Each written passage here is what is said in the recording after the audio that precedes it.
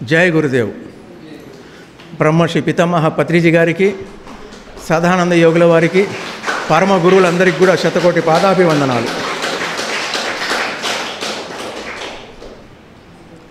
Masters అందరికి కూడా పాదాభివందనాలు.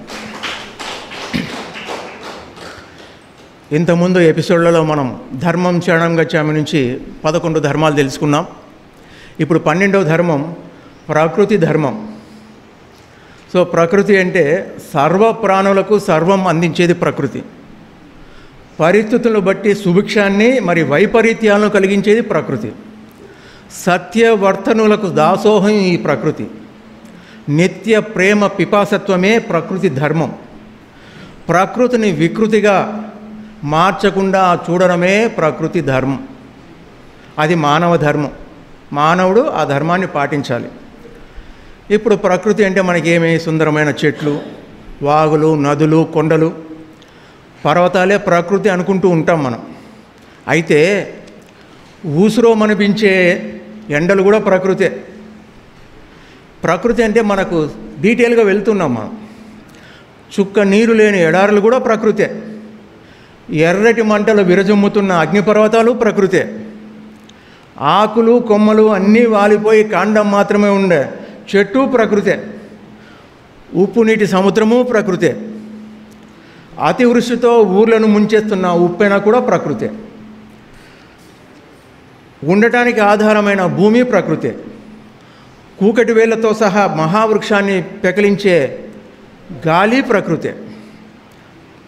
కప్పులాగా ఉండే ఆకాశము ప్రకృతే. సకల జీవరాశుల జనన మరణాలు ప్రకృతే. సకల జీవరాశుల పెరుగుదల తరుగుదలలు కూడా ప్రకృతే. జీవరాశుల్లో సహకారము కూడా ప్రకృతే. మానవుడి శాస్త్రీయ సాంకేతిక విజ్ఞానం కూడా ప్రకృతే.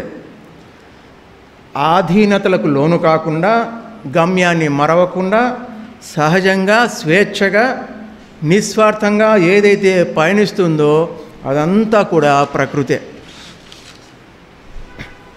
ప్రపంచంలో కంటికి కనపడేది మాత్రమే ప్రకృతి కాకుండా కనపడని ప్రకృతి కూడా ఎంతో ఉంది. మన కంటికి కనపడేది మాత్రమే ప్రకృతి అంటాం, కానీ కనపడనిది కూడా ఎంతో ఉంది ఈ ప్రకృతిలో. ఈ ప్రకృతిని 4 విధాలుగా మనం తెలుసుకోవచ్చు. 4 విధాలు. 1 స్థూల ప్రకృతి, 2 సూక్ష్మ ప్రకృతి, 3 మనో ప్రకృతి, 4 జ్ఞాన ప్రకృతి. సో వీటి గురించి కొంచెం డీటెయిల్స్ తెలుసుకుందాం. స్థూల ప్రకృతి. స్థూలం అంటే మన కంటికి కనపడేదంతా కూడా, ఏ వస్తువైనా సరే, ఏది మనుషులైనా సరే, ఏదైనా సరే మన కంటికి కనపడేది అంటే చర్మచక్షులు అంటారు మనం. ఈ ప్రకృతిలో ఉన్న గొప్ప గుణం ఏంటంటే ఇవ్వడం.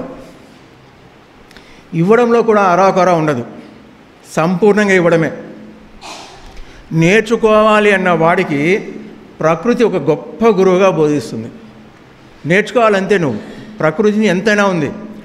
అందుకే నాకు 24 మంది గురువులు అని చెప్పేసి దత్తాత్రేయుడు చెప్పాడు. సో ఆయన ఎవరి గురించి చెప్పాడంటే కేవలం ప్రకృతి గురించి చెప్పాడు. ప్రకృతి అంటే మనం కూడా ప్రకృతిలో ఒక భాగమే. 24 మంది గురువులు అంటే, సో దాంట్లో చెప్పాడు భూమి, గాలి, ఆకాశం, నీరు, అగ్ని, చంద్రుడు, సూర్యుడు, పావురం, కొండ చిలువ, సముద్రం, మిడుత, ఏనుగు, తేనెటీగ, జింక, తాబేలు, చేప, లకుముకి పిట్ట, పసిపాప, కన్య, వేటగాడు, పాము, సాలెపురుగు, కందిరీగ, పింగళ అంటే వేశ్య. ఇట్లా 24 మంది గురువులు ఉన్నారు ప్రకృతిలో. నేను వాళ్ళ దగ్గర నుంచి ఎంతో నేర్చుకున్నా, ఇంకా ఎంతోమంది గురువులు ఉన్నారని చెప్పాడు. సో అది మనం ఇంతకుముందే మనం చెప్పుకున్నాం. దత్తాత్రేయుడి యొక్క గురువుల గురించి 24 మంది గురువులు అంటే ఎవరెవరు, ఏంటి, ఏం చెప్పారు, ఏం నేర్చుకున్నాడో అని చెప్పేసి దీన్ని మనం ఆల్రెడీ తెలుసుకున్నాము. ఇది మనకు SSY PMCలో కూడా మనం చెప్పుకున్నాం, రికార్డు కాబడింది అది. అది కావాలన్నప్పుడు మీరు రెఫర్ చేసుకోవచ్చు. ఇంకా అంటే మనము మొత్తం ప్రకృతి గురించి చెప్పుకుంటూ పోతున్నాం కాబట్టి. అట్లాగే ఎన్ని ఉలి దెబ్బలు తిని శిల్పంగా మారాలి అని సహనం అన్నదాన్ని మనం ఒక రాయి నుంచి నేర్చుకోవచ్చు. ఎండైనా వానైనా ఒకటే అన్న స్థిరచిత్వాన్ని శిలల నుంచి నేర్చుకోవచ్చు. డైనమైట్లది పెట్టి ఎన్ని గుంతలు తీసినా, ఎన్ని బోరింగ్లు వేసినా, ఎంత దారుణంగా మురికితో నింపినా, ఎంత వికృతంగా వాతావరణాన్ని మారుస్తున్నా ఓర్పుతో భరించడం అన్నది మనం భూమి నుంచి నేర్చుకోవాలి. భరించడం అలవాటైతే బాధలే ఉండవు. సో మనకు బాధలు వచ్చినప్పుడు నాకు ఈ కష్టం నేను భరించలేనని చెప్పేసి సూసైడ్ చేసుకుంటుంటారు. సో మనం భూమాతను చూడాలి. అప్పుడు భూమాతను గుర్తు తెచ్చుకుంటే సో ఆమె పడే కష్టాలు మనకి ఏ పాటిది. అందుకే మాత అన్నారు, అక్కడ భూమాత అన్నారు. ఎందుకంటే తల్లి పడే బాధలు చాలా కష్టంగా ఉంటాయి. అది అందరికీ అర్థం కావు. అది స్త్రీ జన్మ తీసుకున్నప్పుడే అర్థమవుతుంది. పురుష జన్మలో కూడా ఆ స్త్రీ జన్మను అర్థం చేసుకోవాలంటే తల్లిని, చెల్లిని, అక్కను, భార్యను దగ్గరగా గమనిస్తూ ఉంటే ఆ బాధలు అర్థమవుతాయి. ఇంట్లో తల్లి తండ్రి ఒక్కొక్కసారి ఆడపిల్లలకు మర్యాద ఇవ్వరు. నువ్వేంట్లే ఆడపిల్ల కదా, ఎట్టున్నా పర్వాలేదు అని అంటుంటారు. అది తప్పు. సో ఆడపిల్లలైనా మగపిల్లలు బాగా దగ్గరుండి అక్కా చెల్లెలను చూసుకో, తల్లిని గమనించు, తండ్రిని గమనించు, వదిన్ని గమనించు, ఎన్ని కష్టాలు ఉంటాయి, ఎంత కష్టపడి వాళ్ళు అన్నీ చేస్తున్నారు అన్నది. అట్లాగే ఇంట్లో అమ్మాయిలకు చెప్పాలి, అబ్బాయిలు ఏం చేస్తున్నారు, ఎట్లా ఉన్నారు, వాళ్ళ భవిష్యత్తు ఎట్లా ఉంటుంది, వాళ్ళకి ఎన్ని కష్టాలు ఉంటాయి, ఎట్లా ఉన్నాయి, భర్త అన్నవాడు ఎట్లా ఉండాలి, ఎట్లా ఉంటాడు, ఇవన్నీ నేర్పించాలి. సో ఇదంతా ఎప్పుడు నేర్పిస్తుందంటే ప్రకృతి మనకు నేర్పిస్తుంది. ఆ ప్రకృతే టోటల్గా మనం నేర్పించేటప్పుడు నేర్చుకోవాలి. సో తల్లిదండ్రులు దీనికి ఏం చేయాలంటే సహకరించాలి. ఆ పాయింట్కు చెప్తూ ఉండాలి. ఎవరు తక్కువ కాదు, ఎవరు ఎక్కువ కాదు, మగపిల్లవాడు ఎక్కువ కాదు, ఆడపిల్ల తక్కువ కాదు అన్నది మనం చిన్నప్పటి నుంచే నేర్పించాలి పిల్లలకు. లేకపోతే వాడు కాళ్ళు ఎగరేస్తాడు, లేదంటే ఈ అమ్మాయి ఇంకా ఏమో చేస్తుంది, చాలా గొప్పగా ఫీల్ అవుతూ ఉంటారు. సో అవేవి కాదు, ఇద్దరు సమానమేని చెప్పాలి. ఇద్దరికి అన్ని బాధ్యతలు ఉన్నాయి అని. పురుషుడిగా బాధ్యతలు వేరు, స్త్రీకి బాధ్యతలు వేరు, అంతే ఇక్కడ. అట్లాగే ఎత్తైన శిఖరాల మధ్య పుట్టి తనంత తానుగా కిందికి దిగి వస్తూ జీవుల మనుగడకు జీవనాధారం అనేది నీరు. అనంత జ్ఞాన శిఖరాలను ఎక్కిన వాడైనా, అంబరాలు ఎక్కిన ధనవంతుడైనా జీవుల మనుగడకు ఉపయోగపడాలి అంటూ మార్గదర్శనం చేస్తూ ఉంది ఈ నీరు అన్నది. సో నీటి నుంచి ఏం నేర్చుకోవాలి, ప్రకృతి నుంచి అన్నది. నువ్వు ఎంత గొప్పవాడైనా సరే, ఎక్కడన్నా సరే, నువ్వైతే కిందికి దిగాల్సిందే, అక్కడే ఉండలేవు కదా. సో ఎవరైనా సరే పునరపి జననం పునరపి మరణం, జననీ జఠరే శయనం అని చెప్పారు. అంటే ఏంటి, నువ్వు ఉన్నత శిఖరాలు అంటే ఇక్కడ రానంత ఎత్తుకు ఎదిగినప్పుడు ఇక్కడ రావాల్సిన అవసరం లేదు, లేదంటే నువ్వు మళ్ళీ మళ్ళీ వస్తూనే ఉండాల్సిందే. సో నీటి నుంచి మనము ఎంత ఎత్తుకున్నా అది కిందికి పారాల్సిందే. నీ దగ్గర ఎంత ఉన్నా నువ్వు కింద వాళ్లకు ఉపయోగపడాల్సిందే. పడకపోతే నువ్వు ప్రకృతికి ఆపోజిట్ చేసినట్టు అవుతుంది. సో అందుకే ఇక్కడ నీరు అన్నింటా కలిసిపోతుంది. అట్లాగా మనం కూడా అందరిలో అన్నింటా కలిసిపోతూ ఉండాలి. అది మనం నీటి నుంచి నేర్చుకోవాల్సింది. నీరంటే ఏంటి, ప్రకృతే. సో రూపురేఖలు మార్చి వస్తువును చూపించి తత్వజ్ఞానాన్ని ప్రసాదిస్తుంది అగ్ని అనేది. నువ్వు ఏమన్నా వేసుకో అగ్నిలో, ఆ రూపం అయితే ఉండదు. ఒక చైర్ వేస్తావా, ఒక కట్టేస్తావా, ఇంకా నీ ఇష్టం బట్టలు వేస్తావా, ఏదన్నా వేసుకో, లాస్ట్కి ఏం చేస్తుంది, అది రూపురేఖలు ఏమీ లేకుండా బూడిద చేస్తుంది.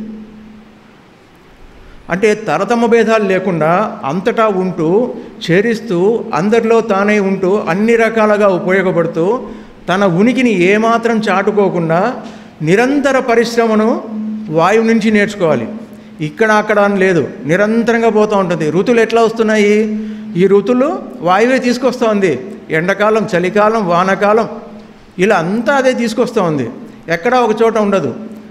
సో ఎక్కడైనా తరతమ భేదాలు ఏం చూపించవు. వాళ్ళు గొప్పవాళ్ళు, వాళ్ళకే పోవాలి, వీళ్ళు తక్కువ వాళ్ళు, వీళ్ళకే పోకూడదు, ఇవన్నది ఏం లేదు. తరతమ భేదాలు లేకుండా అందరికీ ఒకే రంగంగా చూస్తూ నిరంతరం చెల్లిస్తూ ఉంటుంది అది. సో అది వాయు నుంచి నేర్చుకోవాల్సిందే.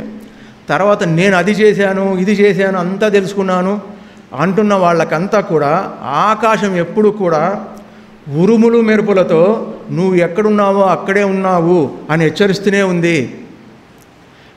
ఈ టెలిస్కోప్ ద్వారా మనం చూస్తే ఆకాశాన్ని చూస్తే ఎంత అర్థమవుతుంది అంటే, ఒకటి పక్కన 1000 సున్నాలు పెడితే, ఒకటి పక్కన 1000 సున్నాలు లెక్క పెడితే ఇంకా అంత ఉంటుందని మనం అర్థం చేసుకోవాలి.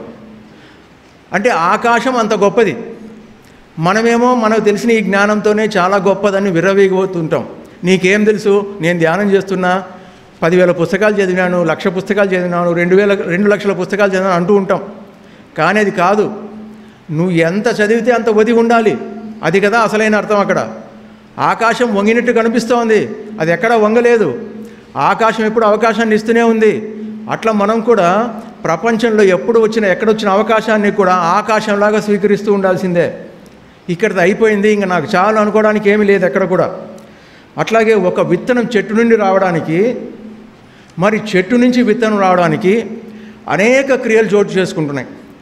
ఆ క్రియలను మనం గమనించగలిగితే ఎన్నో అద్భుతాలను నేర్చుకుంటాం. ఈ ప్రకృతిలో మనం ఎప్పుడు నిరంతరంగా ఏదో ఒకటి నేర్చుకుంటూనే ఉండొచ్చు. చూడగల దృష్టి ఉండాలి కానీ, నేర్చుకోవాలని తపన ఉండాలి కానీ, ఎంతైనా ఉంది. ఇప్పుడు ఒక విత్తనం నుంచి చెట్టు రావడానికి అది ఎన్ని దశల్లో ఎంతమందిని తప్పించుకొని అది భూమిపైకి రావాల్సి వస్తుందో చెప్తాను మీకు. సో విత్తనాన్ని తినాలని చీమలు చూస్తాయి. అది సరే ఏదో దాటుకొని పైకి వచ్చింది అనుకో. ఆ పైకి రావడానికి అది కూడా ఏంటి, తను చిన్న బలం చాలా ఉండదు కానీ భూమికి ఎట్టిగా ఉంటుంది. అయినా సరే ఏం చేస్తుంది, అది తన శక్తితో మెల్లిమెల్లిగా పైకి వస్తుంది. కొద్దిగా అది వచ్చిందే. ఆ మొలకలు తినాలని చెప్పేసి పక్షులు చూస్తాయి. అది ఎంతో కష్టపడి పైకి వచ్చింది, చీమలు దాటుకొని పైకి వచ్చింది. మొక్కలు తినాలని పక్షులు చూస్తాయి. ఆ మొక్కలు ఏదో కథంగా బతికాయి అనుకోండి, అది తినాలని పశువులు చూస్తాయి. చూడు ఒక్కొక్క స్టెప్ ఎట్లా ఉంటుందో. అన్నీ తప్పించుకొని ఆ విత్తనం వృక్షమైనప్పుడు చీమలు, పక్షులు, పశువులు, మనుషులు ఆ చెట్టు కిందకే నీడ కోసం వస్తాయి. సో జీవితం కూడా ఇంతే.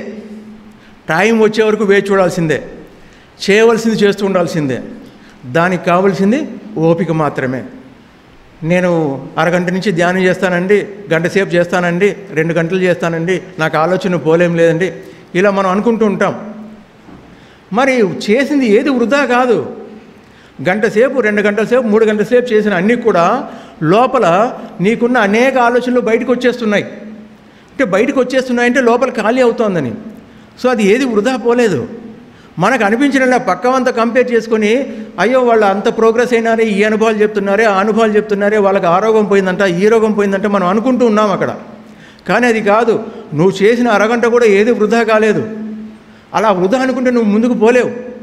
అలా వృధా అనుకుంటే ఆ విత్తనం చెట్టుగా మొలకగా మారదు, మళ్ళీ మొక్కగా రాదు, మళ్ళీ చెట్టుగా రాదు. అలా అనుకోవడం లేదు.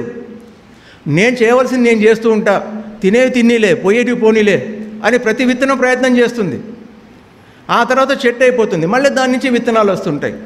అట్లా మనము ఫలాన్ని ఆశించే పని లేదు. మనం చేయవలసిన కర్తవ్యాన్ని మనం చేస్తూ ఉంటే మనం పొందవలసినవి ఖచ్చితంగా పొందుతాం. పుట్టుక వెనుక చావు ఉంటుంది, చావు వెనుక పుట్టుక ఉంటుంది.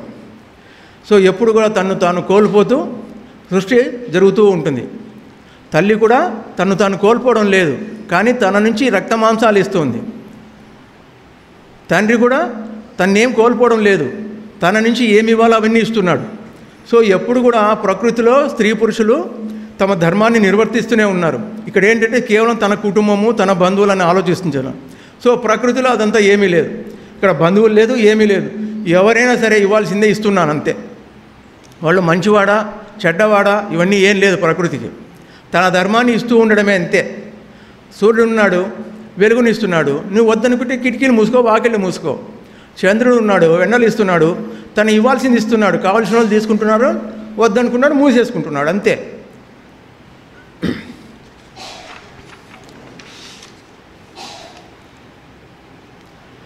సో ఏదైతే ప్రకృతిలో మన చెట్టు ఉంది, చెట్టుని ఎందుకు ఎగ్జాంపుల్గా అంటే మనకు బాగా కనపడుతుంది కాబట్టి దాన్నే తీసుకుందాం ఎగ్జాంపుల్గా. పైకి రావడానికి ముందే తన్ను తాను బలంగా లోపలికి వెళ్తుంది, నిలదొక్కుంటుంది. ఎంత బాగా నిలదొక్కుంటుందో లోపల పైకి అంత బాగా స్పీడ్గా ఎదుగుతుంది. అట్లాగే మనిషి తనలోకి తాను ఎంత బలంగా చూస్తాడో వెళ్తాడో అంత బలంగా బాహ్య ప్రపంచంలో జీవిస్తాడు. అందుకే ఆధ్యాత్మికమైనది వేర్లైతే ప్రాపంచికమన్నది మన బయట జీవితం, చెట్టు జీవితం.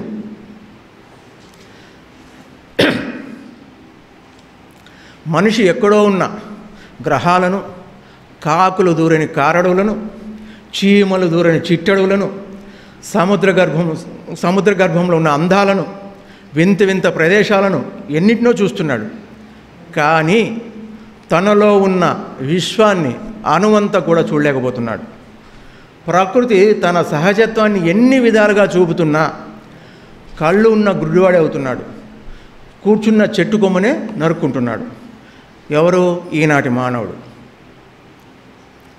సో పూర్వకాలంలో ఈ పంచభూతాలను కూడా దేవతలుగా పూజించేవారు. ఇప్పుడు కూడా మనం చేస్తున్నాం ఆ పని, కానీ ఏదో ఆచారం పేరుతో చేస్తున్నాం. అది కాదు, అవే సర్వస్వం అన్న భావనలో మనం చేయాలి. చెట్టు పుట్టిన నాటి నుంచి కూడా మహాయోగులు సమాజానికి ఎంత సేవ చేస్తారో అంతటి సేవ మహాయోగులు చేస్తున్నారు. చెట్లు మహాయోగులు రెండు ఒకటే. చెట్లు కూడా ఆక్సిజన్ ఇస్తున్నాయి, కార్బన్ డైఆక్సైడ్ తీసుకుంటున్నాయి, ప్రతి జీవికి కావాల్సిన ఆహారాన్ని ఇస్తున్నాయి అన్నీ కూడా. అట్లాగే మహాయోగులు కూడా ప్రతి మనిషి సుఖజీవనం కోసం ఏమి చేయాలో అన్నీ అందిస్తున్నారు. అందుకే ఇప్పుడు ఈ మధ్యలో ప్రకృతి పరంగా చెట్లు నాటండి అని చాలా చోట్ల చెప్పబడుతూ ఉంది. అది చాలా అవసరం కూడా. ప్రతి మనిషి జీవితంలో కనీసం ఒక చెట్టైనా నాటాలి, సంరక్షించాలి. ఒక చెట్టైనా నాటాలి, వాటిని సంరక్షించాలి, ఏదో విధంగా సంరక్షించాలి. చెట్టు నాటే అవకాశం లేనప్పుడు కనీసం ఇంటి పరిధిలో పూల కుండీలన్నా వేసుకోవాల్సింది. ఏదో రకంగా నీ యొక్క కర్తవ్యాన్ని ప్రకృతి పరంగా నువ్వు ఏమి తీసుకుంటున్నావో నువ్వు అది ప్రకృతికి ఇస్తూ ఉండాల్సిందే. కానీ ఈనాటి మానవుడు ఈ ప్రకృతికి ద్రోహం చేస్తున్నాడు, వాతావరణ కాలుష్యాన్ని ఎక్కువ చేస్తున్నాడు. సో చెట్లను అనేకంగా నరికేస్తున్నాడు. ఇండ్ల కోసమో, వాటి కోసమో, ప్లాట్ల కోసమో చాలా ఘోరంగా నరికేస్తున్నాడు. అదే రేపొద్దున ఈరోజు చెట్టు ఉంది నరికేస్తున్నాం, రేపు ఎట్లా అన్నది లేదు. ఇప్పుడు ఎక్కడన్నా బయటికి వెళ్ళినప్పుడు ఫంక్షన్ హాల్కో ఎక్కడైనా వెళ్తాం, ఎక్కడ చెట్టు ఉందా అని ఫస్ట్ చూస్తారు. మన కారు కానీ స్కూటర్ కానీ పెట్టడానికి చెట్లు వేస్తే కదా ఉంటాయి. చెట్లన్నీ నరికేసావు, ఫంక్షన్ హాల్ కట్టుకున్నావు, మరి నువ్వు చెట్లు వేసేది పెడితే కదా. బిల్డింగ్లు కడుతున్నావు, బిల్డింగ్ల చుట్టూ చెట్టు వేయి. చాలా దేశాల్లో ఒక చెట్టు కొట్టడానికి చాలా చాలా ఘోరంగా భావిస్తారు. మన దేశంలో ఒక మనిషికి దాదాపుగా 18 చెట్లు ఉన్నాయి. ఎన్ని చెట్లు? 18 చెట్లు. అదే కెనడా దేశంలో ఒక మనిషికి 2800 చెట్లు ఉన్నాయి. ఎక్కడున్నాం మనం? ఎలాంటి పరిస్థితుల్లో ఉన్నాం? భావితరాలకు ఏమందిస్తాం? భావితరాల వరకు ఎందుకు? మన పరిస్థితి ఏంటి? మొన్న కరోనా వచ్చింది 3 సంవత్సరాల కిందట. ఆక్సిజన్ను కూడా చిక్కలేని పరిస్థితుల్లో ఆక్సిజన్ కోసం కొట్లాడే పరిస్థితులు, కొట్టుకునే పరిస్థితులు వచ్చాయి. అదే చెట్లు బాగున్నాయనుకో ఆ పరిస్థితి వచ్చేది కాదు. చెట్లు లేవు, వాతావరణం కాలుష్యం అయిపోతోంది. ఎన్నో రకాల కాలుష్యాల్లో మనం ఎంత కావాలంటే అంత నాశనం చేస్తున్నాం ప్రకృతిని. సో నిజంగా మనమంతా సమైక్యంగా ఉంటే సాధించినట్టు ఏమీ లేదు, అన్నీ చేయొచ్చు. ఇప్పుడు మన పిరమిడ్ ధ్యాన కేంద్రం ఉంది, ఎట్లా ఉంది చూడండి, ఎంత బాగుంటుంది. వీడికి వస్తే బయట చూస్తే అంత వేడిగా ఉంటుంది, బట్ ఇక్కడ వేడిగున్నా కూడా భరించగలిగే స్థితిలో ఉన్నాం. ఎండాకాలంలో కూడా ఫ్యాన్లు లేకుండా కూర్చున్నాం మనం. అంటే ఏంటి? ప్రకృతి ఎంత సహకారం అందిస్తూ ఉంది. ఇదంతా మనం స్థూల ప్రకృతి గురించే మాట్లాడుకుంటున్నాం, ఇంకా స్థూలంలోనే ఉన్నాం. అంటే మన కంటికి కనపడే ప్రకృతి గురించే ఉంటున్నాం.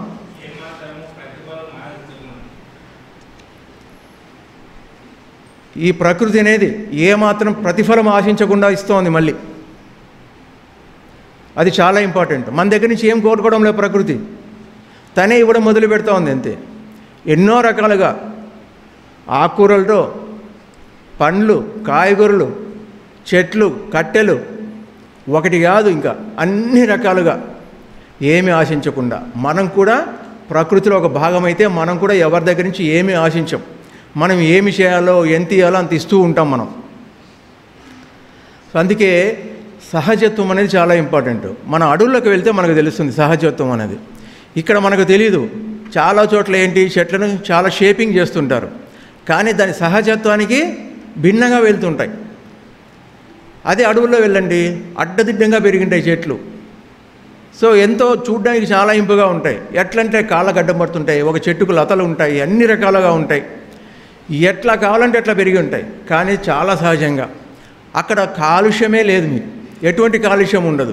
మీరు ఎప్పుడైనా సరే అడవుల్లోకి వెళ్ళి చూస్తే, ఒక రోజు స్పెండ్ చేస్తే మీకు తెలుస్తుంది ఎందుకు అడవుల్లోనే ప్రిఫర్ చేస్తారో ఋషులంతా కూడా ధ్యానం చేయడానికంటే. అక్కడ ఏమాత్రం కాలుష్యం ఉండదు, వాయు కాలుష్యం లేదు, ఆలోచన కాలుష్యం లేదు, ప్రకృతి కాలుష్యం లేదు, అంతా సహజ సిద్ధంగా సహజత్వం ఉట్టిపడుతూ ఉంటుంది. అందుకే ఎప్పుడు కూడా మన చుట్టూ ఉన్న ప్రదేశాల్లో బాగా స్పెండ్ చేయాలంటే, ధ్యానం చేయాలంటే మనము చెట్లకు దగ్గరలో ఉండి ధ్యానం చేస్తూ ఉంటే చాలా సహజంగా సహజత్వంలో ఉంటాం. మనం కూడా బాగా ధ్యానం కుదురుతుంది. అందుకే జంతువులన్నీ కూడా అడవుల్లో చాలా హ్యాపీగా ఉన్నాయి. మనుషులు మనమే ఇబ్బంది పడుతున్నాం నగరాల్లో ఇక్కడ ఉండి. అవి హ్యాపీగా ఉన్నాయి, వాటికి ఏ రోగాలు లేవు. రోగాలు వచ్చినా అవి నయం చేసుకునే శక్తి ఉంది. ఎందుకంటే ప్రకృతికి ధర్మం ఇచ్చింది, దానికి అజీర్తి రోగాలు లేవు, అటువంటి రోగాలు ఏం లేవు. అది నిజంగా అట్లా రోగం వస్తే ఉపవాసం ఉంటుంది. దాని ముందర పులి ముందర జింక పోయినా సరే, జింక వచ్చి దాని దగ్గర పడుకున్నా సరే అది చంపదు. ఎందుకు? దానికి ఏదైనా ప్రాబ్లం ఉందంటే ఉపవాసం ఉండాలంటే ఉపవాసం ఉంటుంది.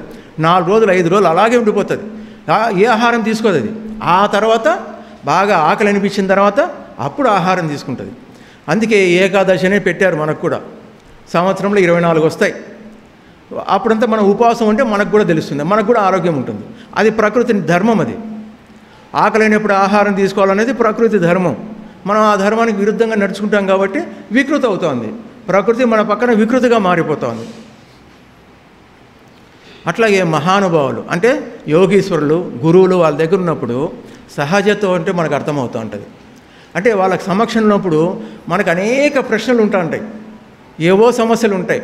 కానీ వాళ్ళ దగ్గర ఉన్నప్పుడు మనకి ఏమీ అనిపించదు. వాళ్ళ దగ్గర పోయినప్పుడు అడగాలనిపిస్తుంది, కానీ అడగలేము కూడా. ఎందుకు? ఆ యొక్క సహజత్వంలో మనం అలా ఉండిపోతాం, లీనమైపోతాం. సో మన దగ్గర ఆ సహజత్వం అనేది ఉంటే మన చుట్టూ ఫ్రెండ్స్ కూడా అలాగే వస్తూ ఉంటారు. అక్కడ కూర్చుంటే లేదు ఆ ఫ్రెండ్తో మాట్లాడాలని లేదు, పక్కన ఉండాలని అనిపిస్తూ ఉంటుంది. మనలో సహజత్వాన్ని పెంచుకుంటూ ఉండాలి, కపటాన్ని తగ్గించుకుంటుండాలి. సో ఇవన్నీ స్థూల ప్రకృతి మనకంతా కూడా. అట్లాగే పిల్లలకు కానీ పెద్దలపైన కానీ మనము అసహజంగా ఏది ప్రవర్తించకూడదు. మనలో సరైన ప్రకృతి అంటే, సరిగాని ప్రకృతి ఏంటంటే అరిషడ్ వర్గాలు. అది అసహజాలు, మన శత్రువులు. కామము, క్రోధము, లోభము, మోహము, మదము, మాత్సర్యము. ఈ 6 కూడా మనలో ఉన్న సహజ ప్రకృతిని వికృతగా మారుస్తున్నాయి. ఆధారపడే తత్వం పెరిగిపోతోంది. ఒకరిని చూసి సహించలేని పరిస్థితి పెరుగుతుంది. ఎందుకు? వికృతి. ఎప్పుడైతే మనకు అటువంటి భావాలు కలుగుతున్నాయంటే మనలో వికృతి పెరుగుతుందని అర్థం చేసుకోవాలి మనం. సో మనము చెట్లలాగా ఉండాలి అనే ఆలోచన మనం పెట్టుకోవాలి. అదే సహజత్వం. మన శరీరం కూడా పంచభూతమే. మనలో కూడా భూమి ఉంది, నీరు ఉంది, అగ్ని ఉంది, వాయువు ఉంది, ఆకాశం ఉంది. సో బయట ఏదైతే ఉందో అవన్నీ మనలో ఉన్నాయి. కానీ బయట ఏదైతే సహజత్వం ఉందో మనలో ఆ సహజత్వం లోపిస్తూ ఉంది. కారణం ఏంటంటే జన్మలుగా మనం సముపార్జించుకున్న వాసనా రూపాలు. అవి అరిషడ్ వర్గాలు అనొచ్చు, ఇంకా ఏమైనా చెప్పుకోవచ్చు. అవి మన శత్రువులు. అందుకే మనం వికృతిలో ఉండిపోతున్నాం. ప్రకృతికి దగ్గర ఉన్నా కూడా మనం ఆ ప్రకృతిని ఆస్వాదించలేకపోతున్నాం. ఈ శరీరానికి ఎంత గొప్ప కెపాసిటీ ఉంది అంటే, బయట చలి ఉందనుకో లోపల వేడి పుట్టిస్తుంది. వేడి పుట్టించడం అంటే ఏంటి? మనలో ఉన్న వేడి బయటికి పంపించకుండా చర్మం ఏమవుతుందంటే ముడుచుకొని పోతుంది, వేడి బయటికి పంపకుండా. అంత గొప్పది ఇది. అట్లాగే బయట వేడిగా ఉందనుకోండి, ఇక్కడ మనకు చెమట రూపంలో బయటికి పంపిస్తూ ఉంటుంది. ఎందుకు? ఈ చర్మము ఇబ్బంది పడకుండా. అంటే ఏంటి? ప్రతిదీ కూడా స్వయంచాలకమైనది ఉంది. ఈ ప్రకృతి ద్వారా వచ్చిన ఈ శరీరము తనకు ఏది కావాలి, ఎట్లా కావాలనేది తను తానే చేసుకుంటుంది. ఇప్పుడు మనకు చెమట రావాలని మనం ఏమని అనుకున్నామా? వస్తూ ఉంది కదా. అంటే ఏంటి? తన లోపల నుంచి అది పంపిస్తూ ఉంది. చర్మము ఇబ్బంది పడకుండా, మనల్ని ఇబ్బంది పెట్టకుండా, బయట ఉన్న వేడి మనకు చల్లదనం కావాలి కాబట్టి మన చర్మంలో ఉన్న లోపల ఆ నీరంతా కూడా చెమట రూపంలో బయటకు వస్తూ ఉంది. అంటే బయట వేడి మన మీద ఎక్కువ ప్రభావం చూపించకుండా. సో ఇది ప్రకృతి పరంగా మనకు శరీరం ఇచ్చింది. అది ఆ దైవ సృష్టిలో ఒక భాగంగా మనకి వచ్చింది శరీరం. ఆ శరీరమే అంత బాగా మనకు అనుగుణంగా చేస్తున్నప్పుడు దాంట్లో ఉన్న మనం, దాన్ని ఉపయోగిస్తున్న మనం వికృతులుగా మారిపోతున్నాం, రాక్షసులుగా మారిపోతున్నాం. ఎందుకు? మనలో మనం ఏంది చూసుకోలేకపోవడం వల్ల. అట్లాగే మన జీవితంలో ఎన్నో కష్టాలు, రోగాలు, బాధలు ఇవన్నీ కూడా చాలా వస్తుంటాయి. ఇవన్నీ కూడా మనలో ఉన్న వికృతిని ప్రకృతిగా మార్చడానికి వస్తున్నాయి. నాకెందుకు ఈ కష్టాలు వస్తున్నాయి, నాకెందుకు ఈ రోగాలు వస్తున్నాయంటే నీలో ఉన్న వికృతి ప్రకృతిగా మారడానికి కొన్ని ఇబ్బందులు కావాలి. అట్లాగే బయట ఉన్న ఈ ప్రకృతిని నాశనం చేసినప్పుడు భూకంపాలు వస్తున్నాయి, సునామీలు వస్తున్నాయి. అగ్నిపర్వతాలు పేలుతున్నాయి, చుక్క నీరు లేకుండా పోతోంది. ఇవన్నీ ఎందుకు జరుగుతున్నాయంటే ఈ వికృతి అయిన ఇది ప్రకృతిగా మారుస్తోంది మొత్తంగా. అందుకే ఇవన్నీ మనకు వస్తాయి. అందుకు మరి జాగ్రత్తగా ఇవి వస్తున్నాయంటే ప్రకృతి సరైన నిర్ణయం తీసుకుంటోంది అని అర్థం.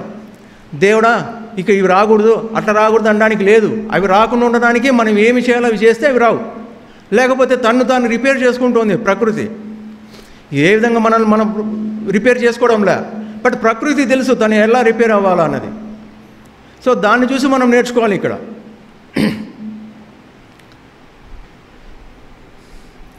కానీ చాలామంది ఏంటంటే పోతూ ఉంటారు, ఇట్లా తీస్తారు, ఒక కొమ్మను పీస్తారు, నలుపుకుంటూ పోతారు.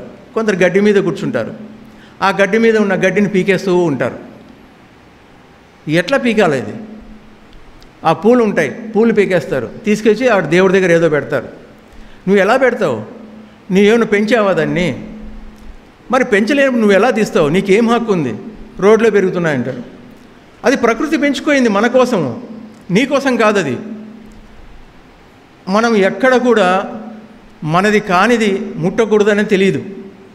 ప్రతిదానికి పర్మిషన్ ఉంది. ఆ పర్మిషన్ మనం ఎప్పుడు అతిక్రమిస్తుంటాం. బట్ ఆ అతిక్రమించినందుకు ఫలితాన్ని అయితే అనుభవించాల్సిందే.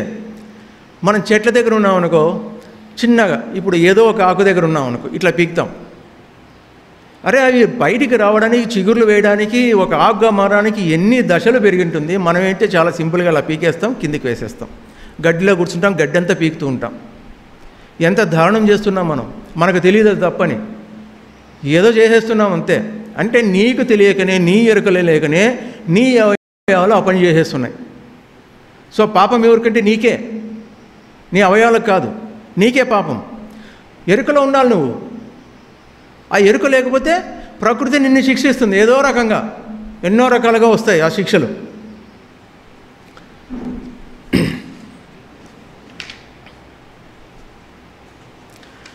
ఈ ప్రకృతికి మన దేహానికి చాలా సంబంధాలు ఉన్నాయి.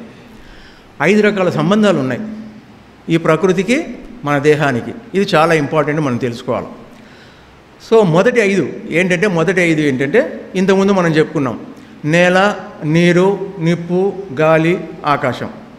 అంటే ఈ 5 కూడా ఈ ప్రపంచమంతా నిండి ఉన్నాయి, ఈ 5 కూడా. సో వాటిని ఎప్పటికప్పుడు మనం పరిశోధించుకోవాలి, పరీక్షించుకోవాలి, ఆరాధించాలి. ఎందుకంటే అవి ప్రకృతికి ప్రతిరూపాలు, మనుగడకు ఆలంబనలు. వాటిని స్వచ్ఛంగా ఉంచుకోవడం అన్నది మనిషి ధర్మం. వాటికి ఎప్పుడు కూడా మనము గౌరవిస్తూ ఉండాల్సిందే. తర్వాత రెండవ 5 అంటే మన దేహానికి, దీనికి పంచభూతాలకు ప్రతీకైన ప్రకృతిని పూజించాలని శాస్త్రాలు చెప్తున్నాయి.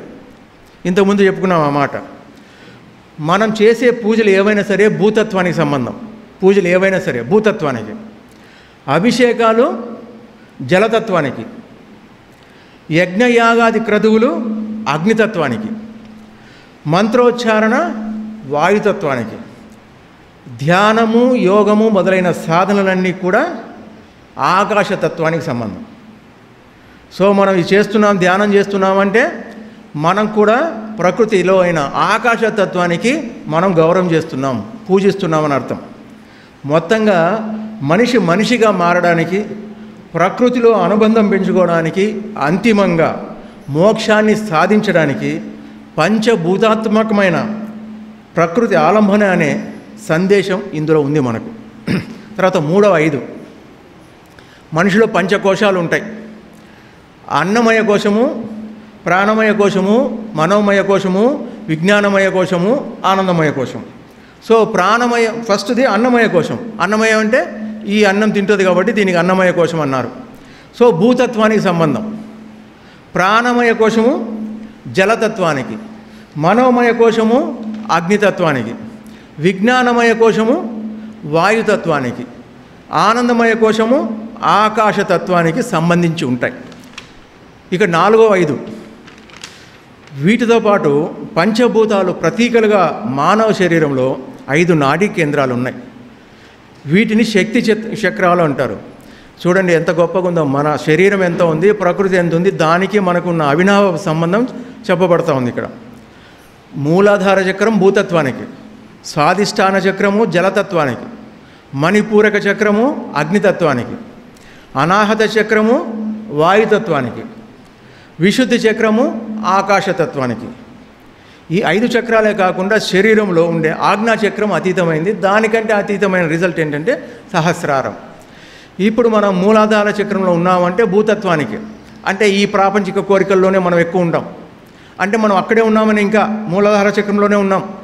బాగా గుర్తుపెట్టుకోండి, కోరికలకు దీనికి సంబంధం ఉంటుంది. మనం ప్రాపంచికంలో ఎక్కువ ఉన్నామంటే మనం మూలాధారంలోనే ఉన్నాము. మనం థర్డ్ ఐ గురించి ఆలోచిస్తూ ఉంటాం, కానీ చేసే పనులు ఆలోచనలన్నీ కూడా మూలాధారంలో ఉన్నాయి. రెండవది జలతత్వానికి సంబంధం, అంటే మనిషి చలంలో ఉన్నాం, ఇంకా మనసు స్థిరం కాలేదు, ఇంకా స్వాధిష్టానంలో ఉన్నాం. కాదు అగ్నితత్వానికి, ఇంకా కోరికలు కోరుతూనే ఉంటాం, భస్మం చేసుకుని ఉంటాం, మాటలేమో మంచిగా మాట్లాడుతుంటాం. అనాహత చక్రం, అక్కడ కొద్దిగా నీ యొక్క ఆలోచనలు కానీ కోరికలు కానీ తగ్గడం మొదలు పెడతాయి. ఎప్పుడైతే నీ ఆ కోరికలు అవి తగ్గడం మొదలుపెట్టాయంటే ఈ 3 యొక్క చక్రాలు నువ్వు దాటావు అనేది మనం అర్థం చేసుకోవచ్చు. లేదా అక్కడి నుంచి మళ్ళీ పడిపోనవచ్చు. చాలా జాగ్రత్త. ఎప్పుడు ఎరకలేని స్థితిలో ఉంటామో మనం పడిపోయే పరిస్థితులు కూడా మనకు ఉంటాయి. ఆ తర్వాత విశుద్ధి చక్రం ఆకాశతత్వానికి, అంటే ఏంటి, శుద్ధం. ఇంకా నీ యొక్క మాట, చేష్ట, చూపు అన్నీ కూడా విశుద్ధంలో ఉంటాయి విశుద్ధ చక్రాన్ని. ఇన్ని 5 చక్రాలు దాటిన తర్వాతనే నీకు థర్డ్ ఐ అనేది యాక్టివేషన్ అవుతుంది. మనం థర్డ్ ఐ గురించి మాట్లాడినంత మాత్రాన మనకు థర్డ్ ఐ ఓపెన్ అయిందని కాదు. ఆ స్థితికి వెళ్ళడానికి మనం ఏ స్థాయిలు దాటాలో మన ఆలోచన విధానంలోనూ, కోరికల్లోనూ, మన చేష్టల్లోనూ, ఆలోచనలోనూ మనకు క్లియర్గా తెలిసిపోతూ ఉంటుంది. ఇక 5వది 5 వేళ్ళు, అంటే మన చేతి వేళ్ళలో కూడా పంచభూత తత్వం నిక్షిప్తమైంది. ఆ శక్తిని జాగృతం చేయగలిగితే మన చేతికి ఎంతో శక్తి ఏర్పడుతుంది. ఇప్పుడు ఎవరైనా గురువులో ఏదో వస్తే అబ్బా ఆయన ద్వారా తీసుకుంటే చాలా బాగుంటుంది, ఒక పండో కాయ తీసుకుందామంటే ఆ చేతిలో మహత్తు ఎట్లా వచ్చింది అంటే వారు ఆ తత్వాలను తమ ఆధీనంలో ఉంచుకొని ఉంటారు. ఇప్పుడు బొటన వేలు ఉంది అగ్నితత్వానికి, చూపుడు వేలు వాయుతత్వానికి, మధ్య వేలు ఆకాశతత్వానికి, ఉంగరపు వేలు భూతత్వానికి, చిటికన వేలు జలతత్వానికి. ఈ 5 వేళ్ళు కలుపుకుంటేనే మనం తినగలుగుతున్నాం. దీంట్లో ఏ ఒక్కటి మిస్ అయినా కలుపుకోవడంలో తేడా వస్తుంది, తినడంలో తేడా వస్తుంది, రాయడంలో తేడా వస్తుంది. అవునండి, ఆ తేడాలు మనకు కనబడుతూనే ఉన్నాయి కదా. అంటే ఏంటి, ఈ పంచభూతాలకు మన దేహానికి ఎంత అవినాభావ సంబంధం ఉందో మనం తెలుసుకుంటున్నాం. అది అవునా? కనుక ప్రతి మనిషి కూడా తన జీవిత కాలంలో కనీసం ఇదంతా తెలుసుకున్న తర్వాత ఒక్క చెట్టైన నాటి తమ వారసులను ఎలా చూస్తారో ఆ విధంగా నాటిన చెట్టును సంరక్షిస్తూ మన ప్రకృతి ధర్మాన్ని మనం నిర్వర్తిస్తే స్థూల ప్రకృతి మనకి ఏమి కావాలో, ఎంత కావాలో అంత తానే చూసుకుంటుంది. మనం ఏం చేయాల్సిందే అది తను చూసుకుంటుంది. మనం చేయవలసింది చేస్తే మనం పొందవలసినవి పొందుతాం. ఇక రెండవది సూక్ష్మ ప్రకృతి. స్థూల ప్రకృతి అయిపోయింది, ఇప్పుడు సూక్ష్మం అంటే కంటికి కనపడకుండా ఉండేది, లేదంటే ఏదో ఒక పరికరాల ద్వారా మనం చూడగలిగేది, దాన్ని సూక్ష్మము అంటారు. చర్మ చక్షులకు అందని స్థూల ప్రకృతికి కారమైందే సూక్ష్మ ప్రకృతి. ఇది మనం మామూలుగా కంటికి కనపడదు. ఇప్పుడు ఆకాశంలో నక్షత్రాలు ఉంటాయి, దాన్ని ఒక టెలిస్కోప్ ద్వారా చూస్తాం. అట్లాగే మన నీరు చూసామనుకో, దాన్ని ఒక బయోస్కోప్ ద్వారా చూస్తే, ఒక సూక్ష్మదర్శనం ద్వారా చూస్తే దాన్ని ఎన్నో క్రిములు కనబడతాయి. మామూలు కంటికి బాగానే ఉంటుంది, కానీ దాని ద్వారా చూస్తే ఎన్నో కనబడతాయి. అంటే సూక్ష్మ దృష్టి.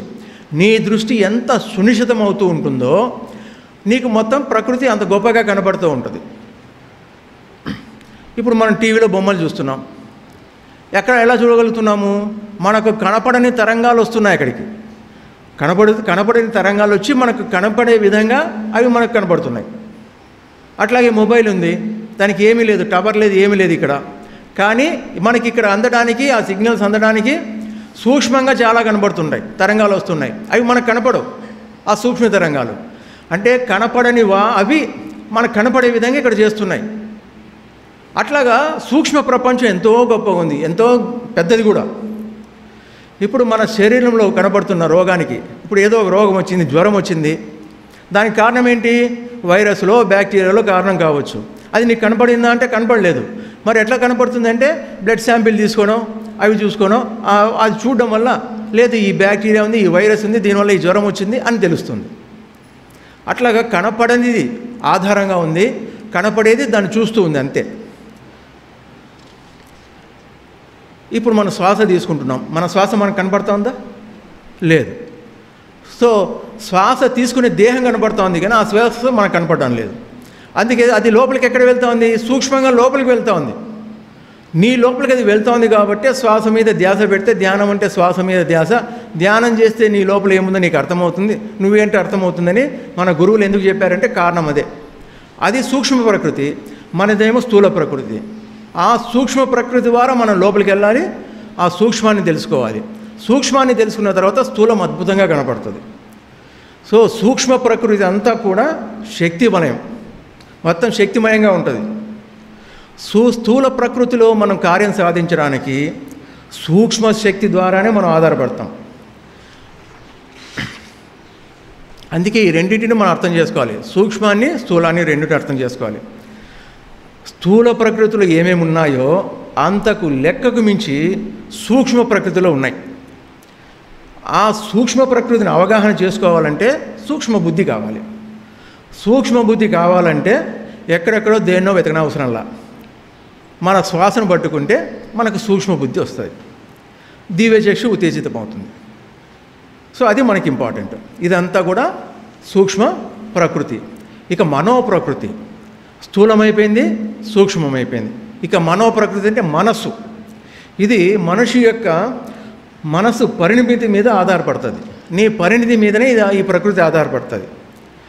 ఈ మనో ప్రకృతికి హద్దులు లేవు, స్థూల ప్రకృతికి హద్దులు ఉన్నాయి, సూక్ష్మ ప్రకృతికి హద్దులు లేవు, ఈ మనో ప్రకృతికి అసలే లేవు. ఎక్కడైనా ఎట్లయినా నువ్వు ఉండొచ్చు. ఇది నీ యొక్క మనసు మీద, కల్పనా చాతుర్యం మీద ఆధారపడి ఉంది. నీ మనసు ఏదైనా ఊహించవచ్చు, దానికి హద్దులు లేవు. నేను పెద్ద కోటీశ్వరుణ్ణి, కొన్ని కోట్లు ఉన్నాయి, నా ఇంటి నిండా డబ్బు ఉంది, ఒక పక్క బీరువాల నిండా నగలున్నాయి, నీ ఇష్టం ఏమైనా ఊహించవచ్చు. నేను మహారాజును, మహారాణిని, లేదా దేవుణ్ణి, నీ ఇష్టం. మనో ప్రకృతి నీ ఇష్టం ఏమైనా ఆలోచించవచ్చు, నీ యొక్క పరిణితి మీద ఆధారపడి ఉంది.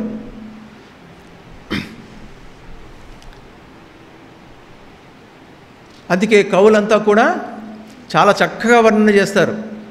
కొన్ని మన గ్రంథాల్లో కూడా వర్ణన అద్భుతంగా ఉంటుంది. మయసభ అద్భుత వర్ణన ఉంటుంది. అట్లాగే ఇంద్రసభ, కుబేర సభ, వరుణ సభ, ఇలా అనేక సభలు ఉన్నాయి. ఒక్కొక్కరు ఒక్కొక్క వర్ణన ఉంటుంది దాంట్లో. మహాభారతంలో చూస్తే ఆ యొక్క ప్రకృతిని వివరిస్తుంటాడు. ఎంత గొప్పగా ఉందంటే మన కళ్ళెదురుగా అవి కనబడుతున్నట్టుగా ఉంటాయి, అంత గొప్పగా వివరిస్తారు. ఆ వివరించాలంటే వాళ్ళకి ఆ మనో ప్రకృతి, వాడు ఆ ఊహించగలిగే శక్తి ఉండాలి రచయితకు. వాడు ఊహించగలుగుతాడు, అది చెప్పగలుగుతాడు, చూపించగలుగుతాడు. ఇక్కడ చూపించడం అంటే చెప్పడంలోనే చూపించడం. మనం కూడా దాన్ని కొంతవరకు ఆస్వాదించగలుగుతాం ఆ ప్రకృతిని. ఇప్పుడు కొన్ని పూలల్లో వాసన ఉండదు, అదే కవి చెప్తాడు, దాంట్లో నుంచి వచ్చే వాసన ఎంత అద్భుతంగా ఉంటుందని చెప్పేసి మనకు తెలియకనే దాన్ని మనం ముక్కు దగ్గర పెట్టుకుంటే ఆ వాసన మనం పీలుస్తాం. అంటే ఏంటి, అంత గొప్ప వర్ణన చేసి ఉంటాడు. ఇప్పుడు దానికి ఎగ్జాంపుల్ ఏంటంటే, ఇప్పుడు చింతకాయ చెట్టు ఉంది, చింతపండు ఉంది, కొన్ని బాగా మాగి ఉంటాయి, అవునా? తర్వాత చింతకు దంచేటప్పుడు దాంట్లో బాగా ఉప్పు, జీలకర్ర, పచ్చిమిరపకాయ వేసి దంచుతూ ఉంటే ఆ తర్వాత నోట్లో నీళ్ళు ఊరాయండి, నీళ్ళు ఊరాయా? అవన్నీ మనం ఏమి ఇక్కడ చేసామా? ఆ చింతపండు అది ఇది అని దాని గురించి ఆలోచిస్తానే మన మనసు దాన్ని అనుభవంలోకి తీసుకొచ్చేసింది. అది మనో ప్రకృతి, దాని యొక్క గొప్ప శక్తి అది. సో నువ్వు ఏ విధంగా దాన్ని నిశ్చలంగా పెట్టుకోగలుగుతావు అన్నది నీ శక్తి మీద ఆధారపడింది. దాన్ని ఏ రకంగా వికారాల్లో తీసుకెళ్తావు అన్నది నీది మీద ఆధారపడింది. అందుకే మనోచాంచల్యం తగ్గాలి అంటే ఖచ్చితంగా నువ్వు ధ్యానం చేసుకోవాల్సిందే. ఎప్పుడైతే ధ్యానం చేస్తావో ఈ మనో వికృతి ఉండదు, మనో ప్రకృతి ఉంటుంది. అక్కడ మనసు వికలం ఉండదు, మనసు చంచలం ఉండదు. సో ఈ ప్రకృతి ధర్మంలో మనం మనో ప్రకృతి గురించి ఇదంతా మాట్లాడుకున్నాం. అందుకే ఏ విషయాన్నైనా సరే నీ మనసుతో పాజిటివ్గా తీసుకుంటూ నెగిటివ్ని దూరంగా పెడుతూ అంతరంగంలో కానీ బహిరంగంలో కానీ ఆనందంగా ఉండటానికి సహాయపడేదే మనకు మనోప్రకృతి. ఇదంతా మన మనసు మీద ఆధారపడి ఉంది. అందుకే మనసును చాలా జాగ్రత్తగా చూసుకుంటూ ఉండాలి మనం. అర్థమైందండి? ఓకే. ఆ తర్వాత వికృతి అంటే ఏంటో చెప్తాను. ఇప్పుడు మనకు మనసు కనపడిందా? ఇంత మనసు గురించి మాట్లాడుకున్నాం, కనపడిందా? లేదు. ఎందుకు? అది ఒక అవయవం కాదు, ఆత్మతత్వంలో ఒక అవయవం. ఆత్మ కనపడదు, కానీ దాని గురించి మాట్లాడతాం, దాని గురించి అనుభూతి చెందుతాం. అట్లాగే ఈ మనస్సు అనేది కూడా ఆత్మతత్వంలో ఒక అవయవమే. సో ఇది ఇంద్రియాల వల్ల కలిగే క్రియా ప్రతిక్రియల స్పందనే మనస్సు అంటాం. ఈ స్పందనలు వికృతంగా ఉంటే దుష్పరిమాణాలు వస్తాయి. అంటే దుఃఖము, ద్వేషము, లోభము, కోపము ఇలాంటివన్నీ చాలా వస్తాయి. ఇలాంటివన్నీ ఉన్నప్పుడు మనలో ప్రకృతి ఎంత అద్భుతంగా ఉన్నిలే, మనం హిమాలయాలకు పోనీలే, మనం ఆనందపడలేం. ఎందుకు? మనసు నీది వికృతంగా ఉంది కాబట్టి, బాధల్లో ఉంది, దుఃఖాల్లో ఉంది. అదే మనసు చాలా ప్రకృతిలో సంతోషంగా ఉందనుకో, చిన్న చెట్టు చూసినా కూడా చెట్టు ఎంత బాగుంది కదా, చిన్న పువ్వు ఎంత బాగా పూసింది కదా అంటాం. ఇదంతా కూడా మనో వికృతి, మనో ప్రకృతి మీద ఆధారపడి ఉంది. అందుకే మన శ్వాసల మీద మన మనసు ఆధారపడి ఉంది. శ్వాసలు ఎంత చిన్నదవుతూ ఉంటే, అంత తక్కువ అవుతూ ఉంటే మనసు కూడా అంత చంచలం నుంచి బాగా తగ్గిపోతూ ఉంటుంది. అందుకే చక్కగా శ్వాస మీద ధ్యాస పెడుతున్నప్పుడు మొదట్లో శ్వాసలు ఎక్కువైనా సరే దాన్ని పెద్దగా పట్టించుకోకుండా శ్వాస మీదే ధ్యాస పెట్టగలిగితే, శ్వాసలు చిన్నదవుతూ ఉంటే నీ ఆయుష్ పెరుగుతుంటుంది, మనసు చంచలం లేకుండా ఉంటుంది. ఇది ఒక గొప్ప మార్గం. ఇది మనకు చాలా ఫ్రీగా వచ్చింది మనం అనుకున్నాం. కానీ బుద్ధ భగవానుడు దీనికి దాదాపు 6 సంవత్సరాల పాటు కష్టపడ్డాడు ఈ ధ్యాన పద్ధతి చెప్పడానికి. 2500 సంవత్సరాల క్రితం చెప్పబడిన దాన్ని, భగవద్గీతలో 5000 సంవత్సరాల క్రితం చెప్పబడిన దానిని మనకు పత్రిగారు చాలా సులభంగా అందించేశారు. సో వారికి ఒక్కసారి మనం ధన్యవాదాలు తెలుపుకుందాం.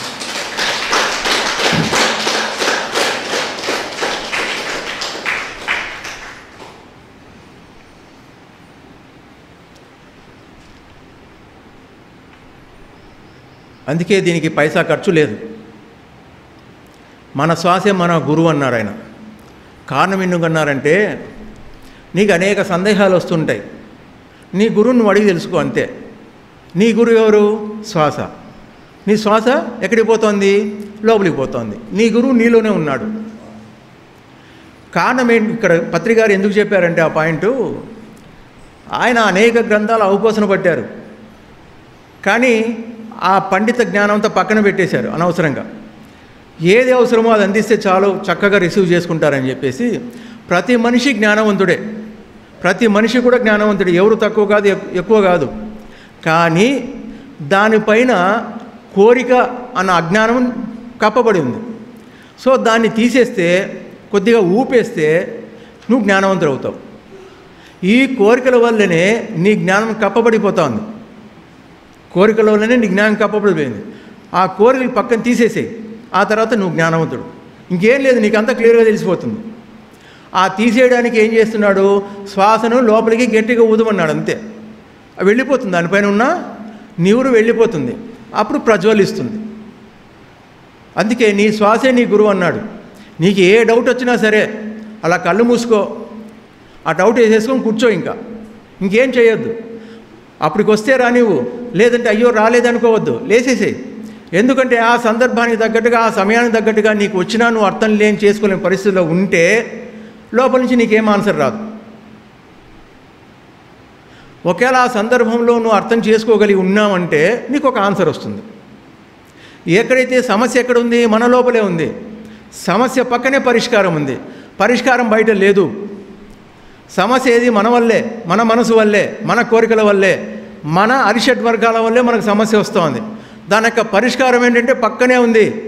ఎక్కడి నుంచి అయితే ఏదైతే పుడుతుందో అక్కడే దాన్ని నాశనం చేయాలి. మనసులో పుట్టిన దాన్ని నువ్వు బయట ఎట్లా నాశనం చేస్తావు? నీ మనసులో పుడుతున్నాయి ఇవన్నీ, నీ మనసులోనే నాశనం చేయాలి. సో నీ మనసులో నాశనం చేయాలంటే నీ మనసును చలనరహితం చేయాలి, అచేతనం చేయగలగాలి. చేస్తే ఇవన్నీ అణగారిపోతాయి. అందుకే సమస్య ఎక్కడ ఉందో పరిష్కారం ఆడే ఉంది. నీ సమస్యలకు పరిష్కారం నీలోనే ఉంది, పక్క వంటలో లేదు. పక్కవాడిని కూడా అడగాల్సిన అవసరం లేదు. అందుకే నీ శ్వాసే నీ గురువు అని చెప్పారు. అది సో అది మనోప్రకృతి. ఇక నాలుగవది జ్ఞాన ప్రకృతి. జ్ఞాన ప్రకృతి. ప్రకృతి అంతా కూడా అనంతమైన జ్ఞానంతో నిండి ఉంది. ఆ జ్ఞానాన్ని తెలుసుకోవడమే మనిషికి మేలైన పని అని చెప్తున్నాడు బుద్ధుడు. అంత గొప్ప పని ఇంకేం లేదు, వేరే పని లేదు ఇంకా. సో ఆయన ఒకసారి ఒక గుప్పెడు ఆకులను, అడవిలో పోతున్నారు, ఒక గుప్పెడు ఆకులను తీసుకున్నాడు, ఆ శిష్యులకు చూపుతున్నాడు. ఈ మహారణ్యంలో ఉన్న చెట్ల ఆకులన్నీ కలిపితే ఎంత జ్ఞానం అవుతుందో అంత జ్ఞానం ఈ ప్రకృతిలో ఉంది. నేను చెప్పింది ఈ గుప్పెడంత జ్ఞానం మాత్రమే అని చెప్తాడు. గుప్పెడంత జ్ఞానానికే బుద్ధ భగవానుడు గొప్ప జ్ఞానం చెప్పేశాడని అనుకుంటున్నారు కదా మీరు.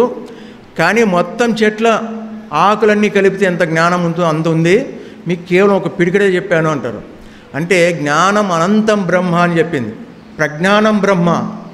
సో ఊరికే రాలేదు ఆ స్టేట్మెంట్స్, ఒక్కొక్క ఉపనిషత్తు నుంచి వచ్చిన స్టేట్మెంట్లు అవి. మనం చాలా సామాన్యంగా తీసుకుంటాం, అబ్బా ఆ సారికి చాలా జ్ఞానం ఉంది, ఈసారి జ్ఞానం ఉంది. ఏది ఈ ఇంత దానికే, ఈ బొట్టంత దానికే. ఇంకా బుద్ధుడే ఆ మాట చెప్పాడు అంటే గుప్పెడు ఆకులు తీసుకొని మనం ఎక్కడున్నాము, ఏ స్థాయిలో ఉన్నాము, ఇంకా ఎంత ఎత్తుకు ఎదగాలి, ఇంకో జన్మరాహిత్య స్థితి రావాలంటే ఎంత రావాలి అనేది మనకే అర్థమవుతుంది ఈ జ్ఞాన ప్రకృతి వల్ల. చిన్న చీమ నుంచి పెద్ద ఏను వరకు, చిన్న మొక్క నుంచి మహావృక్షాల వరకు, నిరాహార మనుషుల నుంచి నరమాంస భక్షల వరకు, చిన్న చిన్న గ్రామాల నుంచి మహానగరాల వరకు, బుద్ధిహీనుల నుంచి బుద్ధ జీవుల వరకు ఈ విశాల ప్రకృతిలో నేర్చుకోవలసింది, నేర్పించవలసింది ఎంతెంతో ఉందని ఈ జ్ఞాన ప్రకృతి ద్వారా మనకు అర్థం అవ్వాలి. సో దత్తాత్రేయుడు అది చెప్పాడు, 24 మంది గురువులు అని చెప్పేసి. ఆయన ఊరికే చెప్పలేదు. దత్తాత్రేయుని అంశం అనేది చాలా గొప్ప అంశ. ముగ్గురు ఉన్నారు వాళ్ళలో, బ్రహ్మ విష్ణు మహేశ్వరులు. అవునండి. సో అంత గొప్పదైంది. ప్రకృతిలో జంతువులు కానీ వృక్షాలు కానీ మనిషిలాగా మాట లేదు, చదువు లేదు, కానీ వాటి యొక్క మనుగడ అభివృద్ధి చాలా గొప్పగా సాగిపోతుందని మనం చూస్తూనే ఉన్నాం. అవునా? కానీ ఈ చదువు ఇదంతా జ్ఞానం ఉన్న మనిషి మాత్రము దిగజారిపోతున్నాడు. కానీ ఇదే ప్రకృతిలో మనం ఈ జ్ఞానాన్ని తెలుసుకొని సాధన చేస్తే మహర్షులం అవుతాం. అందుకే ప్రకృతికి ఎప్పుడు కూడా చాలా దగ్గరగా జీవిస్తూ ఉండాల్సిందే. మేము సైన్స్ పరంగా ఎంతో సాధించాం. ఎక్కడికైనా ఎక్కడి నుంచైనా ఎవరితోనైనా మాట్లాడుకోవచ్చు, చూసుకోవచ్చు. అది మనకు అర్థమవుతూనే ఉంది, మన మొబైల్లోకి వచ్చేసింది అంతా. ఎంత దూరమైనా సరే తక్కువ సమయంలో విమానం ద్వారా చేరుతున్నాం.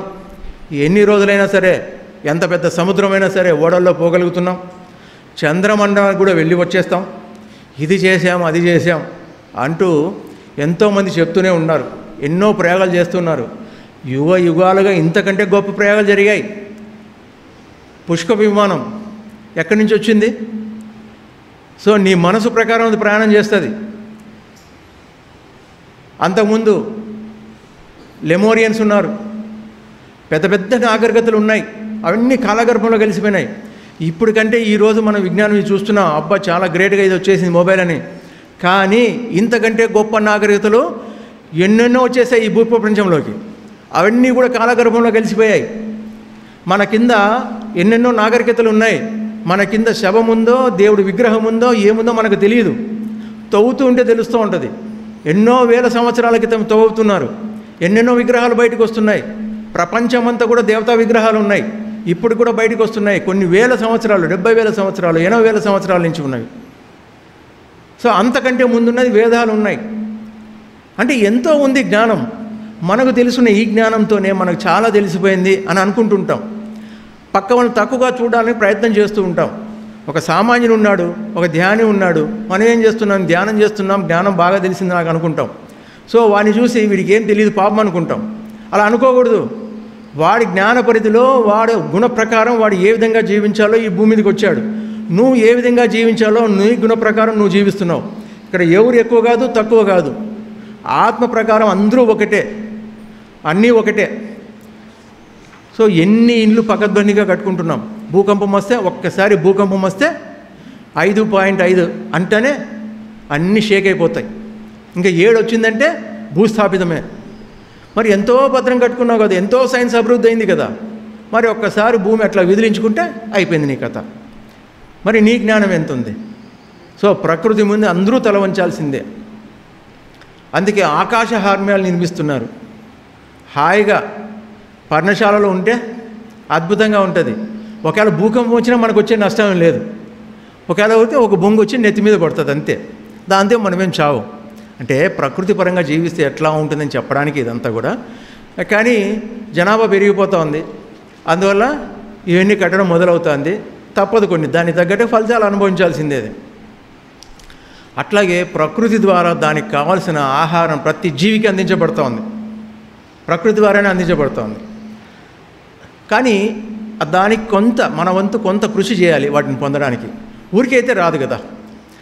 వరి ఉంది, అన్నం తెచ్చుకున్నావు, రైస్ తెచ్చుకున్నావు, ఉడికేయాలి కదా కొంత. సరే ఉడికేసుకున్నావు, నువ్వు తినాలంటే చేయి తీసి పెట్టాలి కదా, దాంట్లో పెట్టాలి, నీ నోటి వరకు తీసుకెళ్ళాలి. సో మినిమం కొన్ని చేయాలి, అన్నీ నువ్వు చేసే పని లేదు.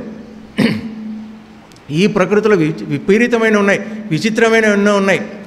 కాళ్ళు లేనివి నడవగలుగుతున్నాయి, చెవులు లేనివి జీవాలు వినగలుగుతున్నాయి, కాళ్ళు లేని ప్రాణులు దేనితోనూ కొట్టుకోకుండా దేనికి తగలకుండా చక్కగా తమ దారి చూసుకుంటున్నాయి. ఏ ఇంజనీరింగ్లు చదవగానే తమ పుట్టలు అవి కట్టుకుంటున్నాయి. ఆ పుట్టలు కట్టుకోవడానికి లేదా పక్షులు గూళ్ళు కట్టుకోవడానికి ఎంత చాకచక్యంగా కట్టుకుంటున్నాయంటే కొన్ని విచిత్రంగా ఉంటాయి. ప్రకృతిలో చూస్తే ఒక గూడు కట్టుకుంటుంది అది. సో ఏదైనా ఒక పామో దానికంటే పెద్ద పక్షి వచ్చి దాన్ని తినాలని పోతుంది కదా, ఆ గూడు ఖాళీగా ఉంటుంది, గూడేమో ఉంటుంది.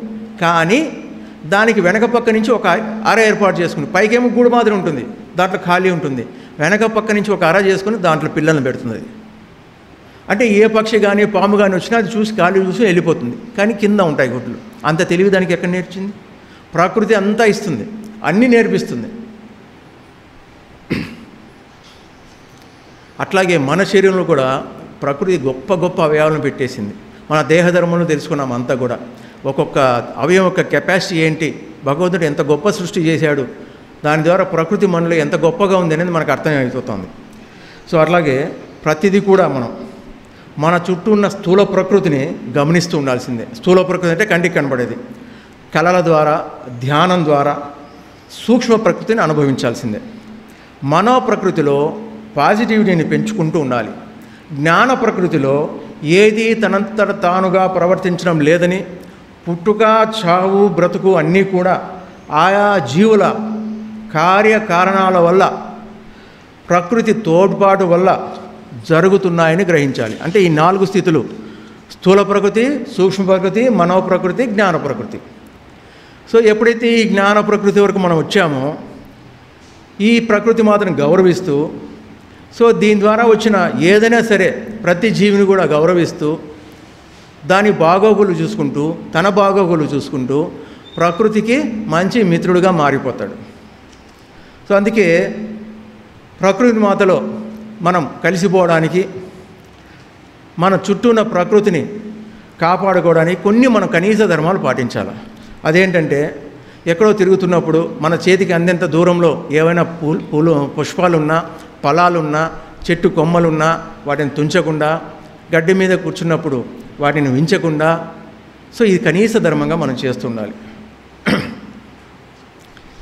చుట్టూ ఉన్న మన వాతావరణంలో ఎంత వీలైతే అంత చెట్లు పెంచాలి.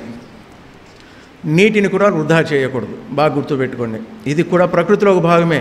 ప్రకృతి ఏదో ఇచ్చిందో వాటిని ఎక్కడా వృధా చేయరాదు. అందుకే ఎక్కడైనా సరే, ఇంట్లో అయినా సరే, బయట అయినా సరే, స్నానానికి ఎన్ని చెంబులు కావాలో అన్ని చెంబులే వాడాలి. మాకేముంది, దండి ఉంది, బోర్ ఉంది, అవి ఉన్నాయి ఇవి ఉన్నాయని వాడామనుకో, నీ ఇష్టం. కావాల్సిన దానికంటే ఎక్కువ వాడితే నీకు భవిష్యత్తులో చిక్కదు.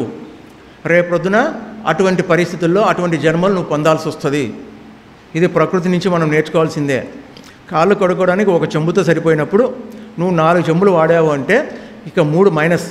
ఈ 3 మైనస్ను ఎక్కడో చోట నీవు చాలా ఇబ్బందులు పడాల్సిందే. నీకు ఇదన్నీ కూడా నేర్చుకోవాలండి. ఒక ప్లేట్ కడుగుతున్నాం, ఇంట్లో ప్లేట్లు కడుగుతున్నాం, అన్నీ కడుగుతున్నాం, ఎంత అవసరమో అంతే నీళ్లు వాడాలి. ఉన్నాయి కదా అని తోమి తోమి తోమి పెట్టకూడదు. చాలామంది ఇండ్ల ముందర పైపు తీసుకొని ఊరికే చల్లుతూ ఉంటారు, గమనించారా? శుభ్రం చేయాలని. అది తప్పు. ఒక బకెట్లో తీసుకో, చెంబుతో చల్లు, పరకతో ఊడ్చు, అది చెయ్యాలి. నేను చాలా చోట్ల చూస్తూ ఉంటా, పైప్ పెట్టేస్తారు, ఎన్ని నీళ్లు వేస్ట్ అవుతుంటాయి.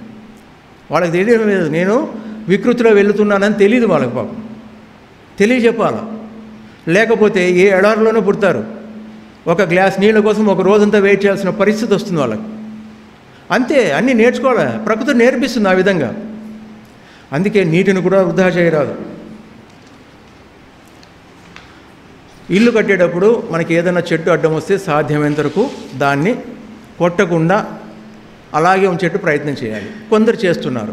ప్రకృతి ప్రేమికులు చాలా వరకు వాళ్ళు ఇల్లు కట్టేటప్పుడైనా ఏదైనా కట్టేటప్పుడు చిన్న ఇల్లు కట్టుకున్నా నష్టం లేదు, చెట్టును మాత్రం కొట్టమని.